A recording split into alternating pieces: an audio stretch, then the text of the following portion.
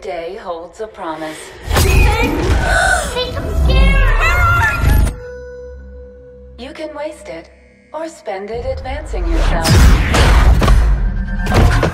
A productive employee is a happy employee. So, it's been a couple of years since we first learned that Mirror's Edge was coming back, or a year? It's been a year? It's been 2 years, actually. 2 years, yeah. 2 years ago at E3, we first saw that brief little teaser. Last year we didn't learn anything. This year, Faith is back in style, and we got to see a lot more about your new vision for Mirror's Edge. Can you tell us a little bit about how this vision came about? So we've wanted to bring Mirror's Edge back for a very long time, and Mirror's Edge Catalyst is kind of the result of that. We wanted to make sure that we everybody wants to free roam as Faith, right? Everybody wanted to do that, so that's been the centerpiece of everything, letting the player free roam around this big city. We also wanted to have a good, really great, strong, stable foundation to keep building on. So we rebooted the story part of it. We've created this massive lore and history for this world where Faith lives and the other characters. So this game also tells the origin story of Faith.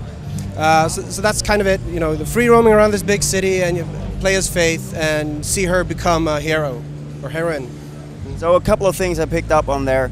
Free roaming with this sort of Mirror's Edge parkour style movement and everything seems like it's a perfect fit, but it also seems like it brings a lot of challenges in making the world sort of traversable in every direction, and that you still got that fluidity going, and that you don't accidentally run into walls when you're walking in through a door or whatever.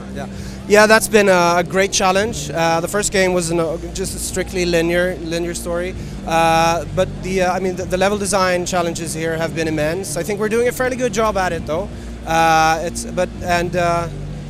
It's just, if you've played the game, you feel that it's so much more fluid than the first one. I mean, changing the level design to allow for multi-directional traversal, and we also had to, really work on the animation and the control system to make it feel as smooth, so you don't just, like you said, stop or stop. We want the player in flow all the time. And open world also brings about sort of open mission design, and you're adding time trials inside of the open world. Is that a correct assumption? Yes, that's a correct assumption. We have one of these mechanics in the demo today. It's called a dash, which is where runners measure their skills against each other. Yes. And we also have several. We have delivery missions. There are where you can encounter the Kruger Sack and do combat. We have lots of environmental puzzles, lots of collectibles, hidden secrets. I mean, the city's theirs it's theirs to explore, really. Are there any sort of open world tropes that you wanted to avoid that you don't feel fit with the Mirror's Edge sort of ethos? Yes, absolutely. I mean. The thing here is Faith is at her best when she's in full momentum, when she's at full speed, right? We don't want her to stop. We don't want her to, barge through massive crowds of people, and we don't want her to steal a car. We want her to do what she's best at, to run, to leap, to slide, the rooftops and other hidden parts of the city. That's where she's at her strongest. She doesn't want to be with a massive employee population.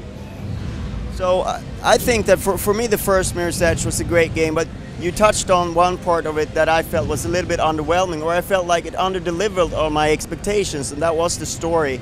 How have you worked on the narrative this time to sort of make it perhaps a little bit more fleshed out?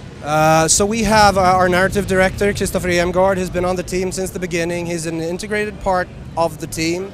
He's there working with the level designers, with the gameplay designers, with me, with everybody else. So he's there every second, every day, and he's with me. We've developed this massive lore, like I said, lots and lots of characters, lots of corporations, and so it's all integrated into the game. We have him there all the time, and it's been a massive gain for us. So an origin story. So is this the story of how Faith became a runner, or is it even further back than that? I don't want to spoil the story too much, but think of it as the story of how Faith becomes the heroine in this world. She starts out as a kind of in the gray area. She's a high-tech thief, cat burglar kind of thing. And she does jobs for the corporations, for the resistance. She doesn't pick a side. But then in events in the game, she's pulled into a bigger conflict on a national scale and gradually accepts the fact that she's actually born to do this. She's a great hero. All right. So, is there going to be sort of asynchronous multiplayer with the time trials and stuff, or are you looking into any sort of multiplayer with the game? So right now we're not talking about that part of the game. We'll have way more to share in a couple of months. Promise. That's a great tease. Maybe at Gamescom. Maybe at Gamescom. We'll know. We'll see 1 week.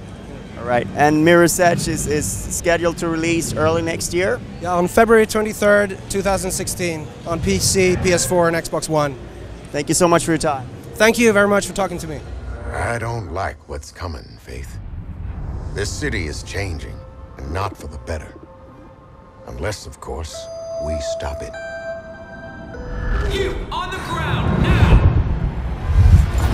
Go on, girl. Save us all.